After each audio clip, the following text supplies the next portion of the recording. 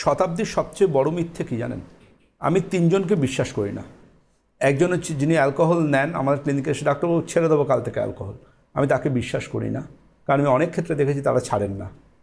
আমি স্মোকার্সদের বিশ্বাস করি না, তারা এসে বলেন ডাক্তারবাবু ছেড়ে দেবো স্মোকিং কাল থেকে, পরের ফলো আপে এসে ওই কমিয়েছি ডাক্তারবাবু, এরম ব্যাপারটা থাকে। আর একটা হচ্ছে ডায়াবেটিক পেশেন্টদের, তাদের মধ্যে ফ্রিজ খোলার একটা বাজে অভ্যাস থাকে।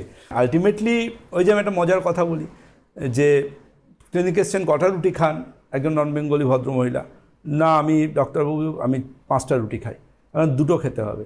তো ফলো আপে এসে বলছে 2টো রুটি খেতে পারছি না, কারণ কি না বেলা যাচ্ছে না।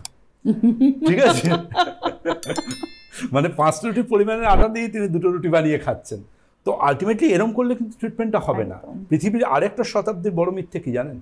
শতাব্দীর বড় মিথ্যে হচ্ছে ডায়াবেটিক ডায়েট। এটা খুব কনফিউজ। ডায়াবেটিক ডায়েট বলে কোনো ডায়েট হয় না, মানে low calorie diet is diabetic diet. কিন্তু আমরা বাঙালিরা যে ভাত খাই পাশে তরি তরকারি নিয়ে, আপনি তরি তরকারিটা বেশি পরিমাণ নিন, ভাতটাও সেই পরিমাণ নিন, ছবিটা উল্টে গেল, ছবিটা উল্টে যাবে। তার মধ্যে গ্রিন ভেজিটেবলস থাকবে, বাজারে যা কিছু সবুজ তাই আপনার খাদ্য। ফলের মধ্যে সবুজ কাঁচা পেয়ারা আর শশা, ওই দুটো আপনার খাদ্য। আর সবজির মধ্যে যা কিছু গ্রিন ভেজিটেবলস সব আপনার খাদ্য। পুকুরের ছোটো মাছ আপনার খাদ্য।